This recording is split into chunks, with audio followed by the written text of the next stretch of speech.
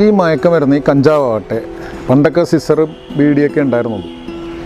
ഇപ്പോൾ വരുന്നതാണ് കഞ്ചാവും കഴിഞ്ഞിപ്പോൾ MDMA, സ്റ്റാമ്പ് ഇതൊക്കെയായി. ഈ പണ്ടുള്ള ആൾക്കാർ പറയും കഞ്ചാവ് വലിച്ച 5 സ്വഭാവമാണ്. എന്താണ് സ്വഭാവ സ്ഥിരത ഇല്ലെന്നാണ് പറയുന്നത്. വെച്ചാൽ നമ്മുടെ ബുദ്ധിയെ മരവിപ്പിച്ചുകൊണ്ട് പല വൃത്തികേടുകളും കാണിക്കുന്ന സാധനമാണ് കഞ്ചാവ്. ഇതുപോലെ തന്നെയാണ് MDMA ആയാലും സ്റ്റാമ്പായാലും. ഇത് ഉപയോഗിച്ച് കഴിഞ്ഞാൽ നമ്മുടെ ഈ പറഞ്ഞ പോലെ സ്ഥിരബുദ്ധി, നമ്മുടെ നാടൻ ഭാഷയിൽ പറഞ്ഞ സ്ഥിരബുദ്ധി നമ്മുടെ തലച്ചോറിനെ ഒത്തിരി ബാധിക്കുകയും ഭാവിയിൽ നമ്മൾ ഭ്രാന്തന്മാരെക്കാൾ എന്താ പറയുക, ഭ്രാന്ത് മറ്റേത് സ്വാഭാവികമായിട്ടുണ്ടാകുന്നു, ഇത് അതിനേക്കാൾ വലിയ മോശത്തരത്തിലേക്ക് നമ്മൾ പോവുകയും നമ്മൾ എന്താ പറയുക കൂടുതൽ നാൾ നമ്മുടെ സ്ഥിരബുദ്ധിയിൽ നമുക്ക് ജീവിക്കാനും പറ്റില്ല. അപ്പം താൽക്കാലിക ലാഭത്തിന് വേണ്ടി ഇവിടുത്തെ മയക്കുമരുന്ന് മാഫിയ ഒരു പക്ഷേ നിങ്ങളാരെങ്കിലും അതിൻ്റെ കാരിയറാക്കി നിങ്ങൾക്ക് നല്ല ലാഭം തന്ന് ആക്കിയിട്ടുണ്ടെങ്കിൽ നിങ്ങൾ മനസ്സിലാക്കിക്കൊള്ളുക, നിങ്ങളുടെ നാശം തന്നെ അവർ ചെയ്തു തരും. അങ്ങനെ ഒരു സംശയം ചോദിച്ചോട്ടെ. ഈ ചില ആൾക്കാർ പറയാറുണ്ട്, അതായത് ഇത്ര ഗ്രാം കഞ്ചാവ് കയ്യിൽ വെക്കുന്നതുകൊണ്ട് കുഴപ്പമില്ല, അത് നമുക്ക് നിയമം അനുവദിക്കുന്നുണ്ട് എന്ന് പറയുന്നത്, ഇത് എത്രമാത്രം സത്യമാണ്? അത് ഇപ്പോൾ ഉള്ള പ്രശ്നം എന്താണെന്ന് വെച്ചാൽ ചില വിവരദോഷികളുണ്ട്. അത് നമ്മൾ മൊബൈലൊക്കെ എടുത്തെങ്കിൽ റീൽസ് എന്ന് പറഞ്ഞ പരിപാടിയുണ്ട്. റീൽസ് അതിൽ ഒരുത്തൻ ഒരു ദിവസം വന്നെന്ന് പറയുന്നുണ്ടാണ് കഞ്ചാവ് എന്ന് പറഞ്ഞാൽ പച്ചക്കറിയാണ്. എനിക്ക് അയാളോട് പറയാനുള്ളത് ചൊരണണമെന്ന് പറഞ്ഞാലും പച്ചക്കറി ആവശ്യമുള്ളിടത്തൊക്കെ നമുക്ക് തൂക്കാൻ പറ്റും ചൊരണം എടുത്തിട്ട്. അപ്പോൾ കഞ്ചാവെന്ന് പറയുന്നത് പച്ചക്കറിയൊന്നുമല്ല. അങ്ങനെ പലരും പല മണ്ടത്തരങ്ങളും പറഞ്ഞു തരും. പച്ചക്കറിയാണ് ലാവിഷായിട്ട് വലിച്ചോ, സിസർ വലിക്കരുതെന്നാണ് പറഞ്ഞത്. അതാണ് ഏറ്റവും വലിയ കോമഡി എന്ന് പറയുന്നത്. അപ്പോൾ ഇതുപോലെ പല വിവരദോഷങ്ങളും മക്കളെ നിങ്ങളോടൊന്ന് പറഞ്ഞു തരും. അത് അങ്ങനെയാണ്, ഇതിങ്ങനെയാണ്, അത് ആരോഗ്യത്തിന് കൊള്ളാം. പണ്ടുള്ള ആൾക്കാർ പറയും മദ്യം കുടിച്ചാൽ വയറ്റില്ല പൊക്കോപ്പുഴി അത്തോക്കോളൂ എന്ന് പറയും പണ്ട്. അപ്പം ഇത്രയും വിഡ്ഢിത്തങ്ങളൊന്നും കേട്ട് പോകരുത്. നിങ്ങളുടെ നല്ല ഭാവിക്കും നിങ്ങൾക്ക് നന്മയുണ്ടാവാനും നിങ്ങളുടെ മാതാപിതാക്കൾ ശ്രമിക്കുമ്പോൾ, നിങ്ങളുടെ മാതാപിതാക്കൾ ഒത്തിരി കഷ്ടപ്പെട്ടാണ് നിങ്ങളെ വളർത്തുന്നതും പഠിപ്പിക്കുന്നതും. കൈ വളരുന്നോ കാല് വളരുന്നോ അടുത്ത് പഠിപ്പിച്ച് വരുമ്പോൾ അവർക്ക് നാശമുണ്ടാകുന്ന രീതിയിലും ആ കുടുംബം നശിക്കുന്ന രീതിയിലും മക്കളെ നിങ്ങളൊന്നും ഒരിക്കലും പോകരുത്. ഇങ്ങനെ പറയുന്നവനോട് ആ പച്ചക്കറി നീ തന്നെ ഇന്നോളാൻ പറഞ്ഞാൽ മതി. പച്ചക്കറിയാണെന്ന് പറയുന്നവനോട് പറയാം ആ പച്ചക്കറി ചേട്ടൻ തന്നെ അങ്ങ് തിന്നോ. അല്ല, അങ്ങനെ ഒരു നിയമം ഉണ്ടോ ഈ പഞ്ചാബ് കൈവച്ച? ഒരിക്കലുമില്ല. കഞ്ചാവ് കൈവശം വെക്കുന്നത് കുറ്റകരമാണ്.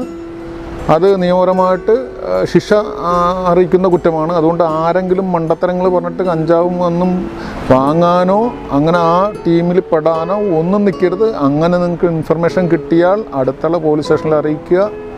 അതാണ് ഏറ്റവും ഉത്തമമായ ഒരു പൗരൻ ചെയ്യേണ്ടത്. നമ്മുടെ സമൂഹത്തെ നശിപ്പിക്കുന്നതിൽ ഇമാതിരിയുള്ള കാര്യങ്ങളൊക്കെ വരുമ്പോൾ നമ്മൾ ശക്തമായിട്ട് നേരിടുകയാണ് വേണ്ടത്. അതിന് പകരം അവരുടെ കാരിയേഴ്സായിട്ട് അല്പലാഭത്തിന് വേണ്ടി പ്രവർത്തിച്ച ഒറ്റ വാക്കിൽ ഉത്തരവുള്ളൂ, സർവനാശം നിങ്ങൾക്ക് തന്നെയാണ്. ഈ MDMA പോലുള്ള മയക്കുമരുന്ന് കൈവശം വെച്ച് ഒരാളെ അറസ്റ്റ് ചെയ്യുകയാണെങ്കിൽ എന്തായിരിക്കും നിങ്ങളുടെ നിയമ നടപടി? അതോടൊപ്പം തന്നെ അദ്ദേഹത്തിന് സ്റ്റേഷൻ ജാമ്യം കിട്ടുമോ? എന്താണ് എൻ്റെ വിശദാംശം? MDMA വെച്ചിട്ട് സ്റ്റേഷൻ ജാമ്യം ചിന്തിക്കേ വേണ്ട. MDMA ഒക്കെ പിടിച്ചു കഴിഞ്ഞാൽ വർഷങ്ങളോളം ചിലപ്പോൾ ജയിലിൽ കിടക്കും. അപ്പം അതുകൊണ്ട് അങ്ങനെയുള്ള സാധനമൊന്നും വേണ്ട. അതൊക്കെ വെറും മണ്ടത്തരമാണ്. ആരെങ്കിലും എന്തെങ്കിലുമൊക്കെ പറഞ്ഞു കഴിഞ്ഞാൽ അത് പെട്ടെന്ന് ഇവിടെ കിട്ടും, അത് ഇത്ര വെക്കാമെന്നൊക്കെ പറയുന്നത് വെറും വിഡ്ഢിത്തമാണ്. അത് മൊബൈലിൽ ലൈക്കും ഷെയറും കൂട്ടാൻ പലരും പറയണതാണ്. അതുകൊണ്ട് MDMA കഞ്ചാവും അതുപോലെ സ്റ്റാമ്പൊക്കെ വെച്ച് പിടിച്ചു കഴിഞ്ഞാൽ വർഷങ്ങളോളം ജയിലിൽ പോയി കിടക്കേണ്ടി വരും. ആവശ്യമില്ലാത്ത ഒരു പണിക്കും പോകണ്ട. എൻ്റെ സർവീസ് ജീവിതം ഇത്രയും നാൾ കിടക്കുന്ന ഞാൻ കണ്ടേക്കുന്നത് ഇത് ഉപയോഗിച്ചവരാരും രക്ഷപ്പെട്ട് ഞാൻ കണ്ടിട്ടില്ല. അവനും നശിയും അവൻ്റെ കുടുംബത്തെയും കാരണം അവൻ കൊല്ലും.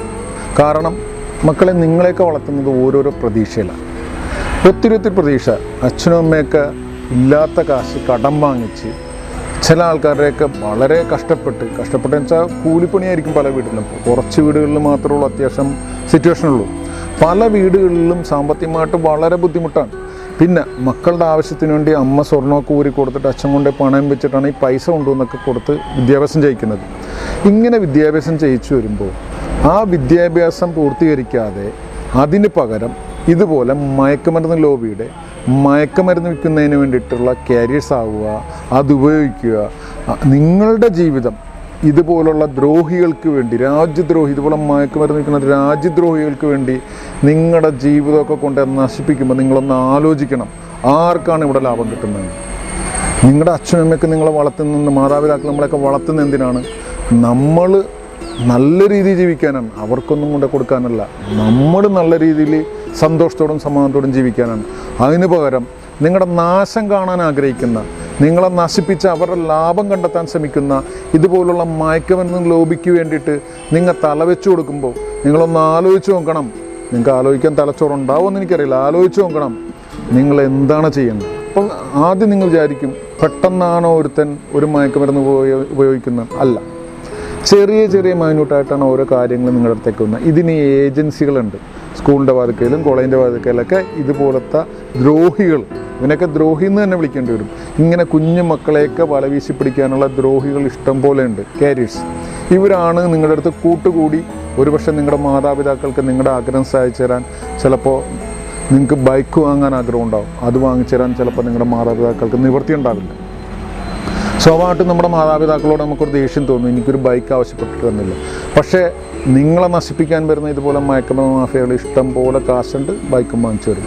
ഒരു ബൈക്ക് കിട്ടുന്ന സന്തോഷത്തിൽ നിങ്ങൾ അവർ പറയുന്ന കാര്യങ്ങളെല്ലാം ചെയ്യും. മനസ്സിലാക്കുക, ആ ബൈക്കിലുള്ള യാത്ര നാശത്തിലേക്കുള്ള ചുവടാണ്. നിങ്ങൾ മനസ്സിലാക്കി വെച്ചോളൂ. നിങ്ങളുടെ ഈ ചോരത്തിളപ്പിന് ഈ കാണിക്കുന്ന തോന്നിവാസങ്ങൾ എല്ലാവരുടെയും അല്ല, ഇത് ഉപയോഗിക്കുന്ന ആൾക്കാരോട് പറയാനുള്ളത് വളരെ നാശത്തിലേക്കാണ്.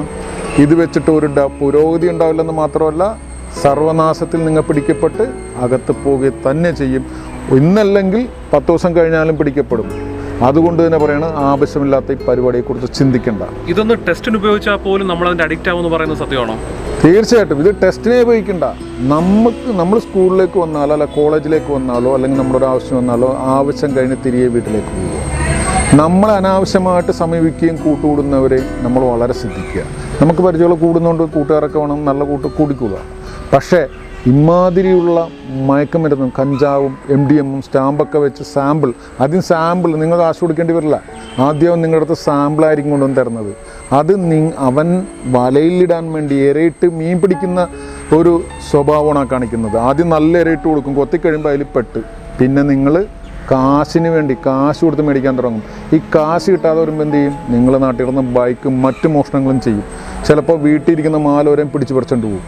അപ്പം ഈ നാശത്തിലേക്ക് നിങ്ങളെ നശിപ്പിക്കുന്ന, നിങ്ങളുടെ സർവനാശം കണ്ടെത്താൻ ശ്രമിക്കുന്ന ഇതുപോലത്തെ മയക്കമരുന്ന് മാഫിയകൾ നിങ്ങൾ മനസ്സിലാക്കേണ്ടതാണ്. നിങ്ങളുടെ സർവനാശത്തിന് വേണ്ടി, അവരുടെ ലാഭത്തിന് വേണ്ടിയാണെന്ന് മനസ്സിലാക്കണം. മറ്റൊരു പ്രധാനപ്പെട്ട കാര്യം പറയാനുള്ളത്, ഇപ്പോൾ പെൺകുട്ടികൾ ഏറ്റവും കൂടുതൽ ഈ ഒരു മയക്കുമരുന്ന് മാഫിയയുടെ അടിമയായിക്കൊണ്ടിരിക്കുന്നു. അവർ ആ വലയിൽ പെട്ടുപോകുന്നു. അവരോട് എന്താണ് പറയാനുള്ളത്? അവരോട് എനിക്കൊന്നേ പറയാനുള്ളൂ. പെൺകുട്ടികളെ പ്രത്യേകിച്ച് കോളേജിലൊക്കെ വരുന്ന കുട്ടികൾ, അവർ മനസ്സറിവില്ലാതെ പെട്ടുപോണതാണ്.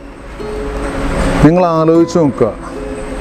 നമ്മൾ പ്രത്യേകിച്ച് സ്ത്രീ പുരുഷ വേർതിരിവില്ലെങ്കിലും പറയാം, നിങ്ങൾ ആലോചിച്ച് നോക്കുക. നിങ്ങൾ എത്രത്തോളം കെയർ ചെയ്തുകൊണ്ടാണ് നിങ്ങളുടെ മാതാപിതാക്കൾ നിങ്ങളെ ശ്രദ്ധിക്കുന്നതാണ്. നിങ്ങൾക്ക് ഇഷ്ടപ്പെട്ട ഡ്രസ്സ്, ഇഷ്ടപ്പെട്ട എല്ലാ കാര്യങ്ങളും വാങ്ങിച്ചു തരുന്നുണ്ട്. നിങ്ങളുടെ നല്ലൊരു ഭാവിക്ക് വേണ്ടി നല്ല രീതിയിൽ ജീവിച്ച് നല്ലൊരു ആൾക്ക് വിവാഹം കഴിച്ചു കൊടുക്കാൻ വേണ്ടിയിട്ടാണ് നിങ്ങളുടെ മാതാപിതാക്കൾ ഇത്രയും കഷ്ടപ്പെടുന്നത്. അതൊക്കെ തട്ടിത്തെറിപ്പിച്ചുകൊണ്ട് ഈ അടുത്ത കാലങ്ങളിൽ കുറച്ച് പേരുടെ ഒരു പെൺകുട്ടി കരയുന്നൊക്കെ ഉണ്ട്. വളരെ സങ്കടം തോന്നി അത് കണ്ടു കഴിഞ്ഞപ്പോൾ. ദയവ് ചെയ്ത് മാതാപിതാക്കളുടെ പ്രതീക്ഷകളെ തല്ലിക്കെടുത്തരുത്. അവരുടെ പ്രതീക്ഷക്കൊത്ത് ഉയരാൻ പറ്റിയില്ലെങ്കിലും അവരുടെ സങ്കടത്തിന് നമ്മളൊരു പാത്രമാകരുത്. നല്ല രീതിയിൽ ഞാൻ പറയുന്ന എല്ലാവർക്കും ഉണ്ട്, എനിക്കുമുണ്ട് മക്കൾ. ആ മക്കളെയൊക്കെ വലിയ പ്രതീക്ഷയോടെയാണ് നമ്മൾ വളർത്തുന്നത്. ആ മക്കളെപ്പോലെ തന്നെ കൊണ്ടാണ് നിങ്ങളോട് സംസാരിക്കുന്നത്. ഒരിക്കലും അത്രയും പ്രതീക്ഷകൾ അസ്തമിക്കുമ്പോൾ ആ മാതാപിതാക്കളുടെ മനസ്സെന്താണെന്നറിയണമെങ്കിൽ നാളെ നിങ്ങളും ആ സ്റ്റേജിൽ വരണം. അതുകൊണ്ട് തന്നെയാണ് പൊന്നുമക്കളെ പറയാനുള്ളത്, നമ്മുടെ മാതാപിതാക്കൾ അവരെ വിട്ട് അവരെ അനുസരണക്കേടായിട്ടുള്ളൊരു മക്കളായി വളരരുത്. നല്ല അനുസരണയുള്ള മാതാപിതാക്കളെ അനുസരിക്കുന്ന, നമ്മുടെ ഗുരുക്കന്മാരെ അനുസരിക്കുന്ന, സമൂഹത്തെ ഉൾക്കൊള്ളുന്ന നല്ല മക്കളായിട്ട് വളരണം. അങ്ങനെ വളരാൻ സർവേശ്വരൻ നിങ്ങളെല്ലാവരെയും അനുഗ്രഹിക്കട്ടെ. നന്ദി, നമസ്കാരം. ന്യൂസ് കേരളം ടുഡേ, നന്മയ്ക്കായി ഒരു വിരൽ സ്പർശത്തിന്റെ കയ്യൊപ്പ്.